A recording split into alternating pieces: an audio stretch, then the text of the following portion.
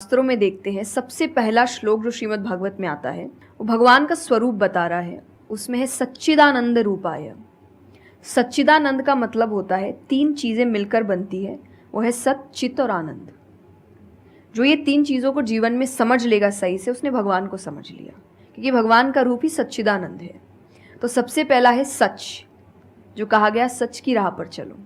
जो हम ये एक्चुअली आपने एग्जैक्ट वर्ड उस वक्त बोले, मैं अपनी कथा में भी कहती हूँ कि आजकल हम इतनी छोटी छोटी बातों पे झूठ बोलते हैं कि हम किसी से मिलने जा रहे हैं और हम घर से भी नहीं निकले, अरे 5 मिनट, अरे सिग्नल पे खड़ा हूँ, अरे बस पहुँच गया, अरे क्या हो गया। वो 2 बातें तो सुनाएगा ना सिर्फ कि तुम समय लेकर नहीं आए, पर हम इतनी इतनी सी बातों में झूठ बोल रहे हैं।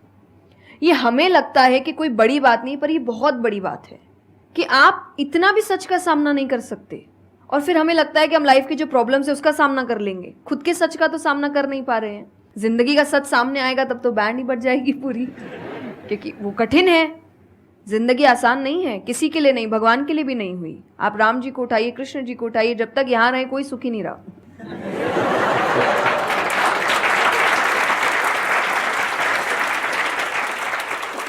तो सुखी तो कोई नहीं रहा यहाँ पर। आपको सुख खुद ढूंढना पड़ता है, आपको अपना जीवन खुद निकालना पड़ता है अपने चॉइसेस को लेकर। तो इसीलिए पहला सत है।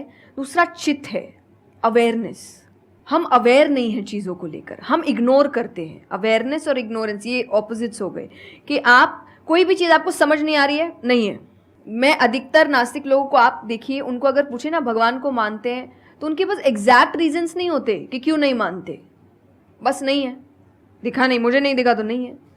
तो तुम्हें तो बहुत चीज़ें नहीं दिख रही। मेरे पापा इस पर मैंने एक बार से क्वेश्चन किया था कि बोले तो पापा कैसे जवाब दे। तो पापा बोले उनको पूछना उन्होंने अपने परदादा को देखा था।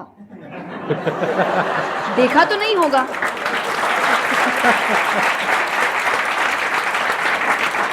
सुना है, दादा से सुना है, पापा से सुना है कि थे, मैंने तो नहीं देखा, तो मैं बोल दूं वो थे ही नहीं। कुछ तो सच्चाई होगी, उसको ढूंढने की कोशिश करो।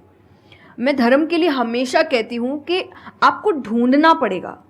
भगवान, मेरे पापा ने मुझे एक बात कही थी, भगवान मानने की चीज है, जानने की नहीं।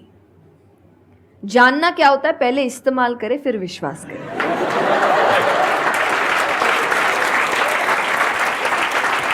कि पहले देखेंगे है कि नहीं है, फिर बताएंगे, तो वो तो भगवान है, वो कहेंगे देख मैं भी घुमाता हूं। वो भगवान है भाई। उनको अगर आप बोलोगे कि मेरे सामने आ, मुझे दिखा तू है कि नहीं, तो बोलेंगे घूम, नहीं दिखाता, कभी नहीं हुई, नहीं जा। तो भगवान मानने की चीज है, मानो वो अपने आप जना देंगे वो कहाँ है। तो भगवान के लिए माना गया कि पहले आपको मानना पड़ता है, दैट इज सरेंडर, कि मैं मानता हूं, मैं इसीलिए पढ़ रहा हूं। अधिकतर लोग अभी पढ़ क्यों रहे हैं, जान क्यों रहे, गलत साबित करने के लिए। और दुनिया के लिए भी, आप किसी भी चीज को जानने की कोशिश करो तो सिर्फ एक खाली दिमाग से जानने की कोशिश करो, अपने दिमाग से नहीं कि मुझे गलत साबित करना इसीलिए पढ़ता हूं चलो।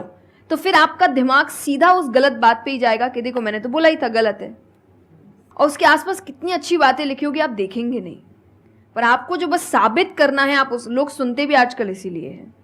मैं कथा में एक बात कहती कि बस आजकल कथा ही बची है सुनने वाली चीज, वरना आप कहीं भी 2 लोगों को देखिए वो बोलेगा मैं बोलता हूँ, नहीं मैं बोलता हूँ, नहीं मैं बोलता हूँ। दुख देखिए किसी के, प्रॉब्लम्स को एक बोलता है अरे मेरी जिंदगी अच्छी नहीं चल रही, अरे मेरी उससे भी खराब है।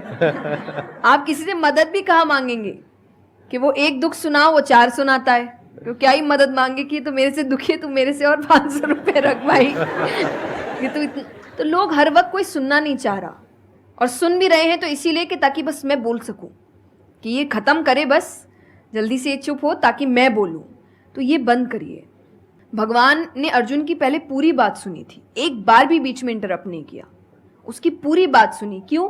तभी वो आंसर ठीक से कर पाएंगे।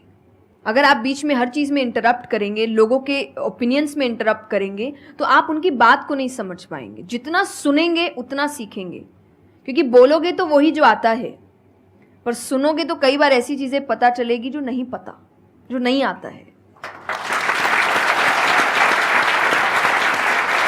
तो सत्संग यही है। आप लोग एक काम करो, अपना मोबाइल ऑन करो और अपने घर पे फोन कर दो कि शाम तक हम यहीं बैठे हैं। मतलब मेरा मन तो नहीं है यहाँ से आज उठने का, मेरा मन है आराम से बैठ करके इनसे सुनने का। मुझे तो बहुत अच्छा लग रहा है। लेकिन आई एम नॉट श्योर कि इनके पास में इतना टाइम होगा या नहीं होगा। आप प्लीज, आई एम सॉरी मैंने आपको इंटरप्ट किया। नहीं नहीं Please, आप बोलिए। बिल्कुल। हाँ, तो आप यही बहुत अच्छा छोटी बोल रहे छोटी हैं। बातें हैं देखिए, और आनंद का मतलब एक्चुअली परमानेंट हैप्पीनेस होता है, जो आपको भगवान के साथ ही मिलता है, कि आपको किसी की ज़रूरत नहीं है, बाकी सब कुछ टेम्पररी है। और टेम्पररी खुशियों के लिए भगवान ने अर्जुन को लड़ने के लिए इसलिए नहीं बोला था कि तेको राज्य मिल जाएगा, खुशी मिलेगी, पैसा मिल जाएगा, नहीं। एक परमानेंट हैप्पीनेस थी कि मैंने अपना काम अच्छे से किया, उसके लिए लड़ो। तो जो भी काम कर रहे हो परमानेंट क्या है उसमें वो देखो, और ये आपकी सक्सेस पे भी काम आता है। भगवान जैसे अब हम कहते हैं ना कि दुनिया में कुछ सच नहीं है, संसार सच नहीं, इसका मतलब क्या, छोड़ने के लिए नहीं। क्या आप पहली चीज़, जब दुख आ रहा है तो डिप्रेशन में मत जाओ, क्योंकि आप जानते हो ये भी परमानेंट नहीं है, टेम्पररी है, कल फिर ठीक हो जाएगा। खुशी आ रही है तो घमंड मत करो, ये भी निकल जाएगा, ये पोजीशन भी ज़्यादा समय तक रहेगी नहीं, तो उसको रखने के लिए काम करते रहो। तो भगवान हर चीज़ में कहते बैलेंस्ड रहो, और परमानेंट वो है उसके पीछे भागो। तो आप अपने आप ही जो दिखावे की दुनिया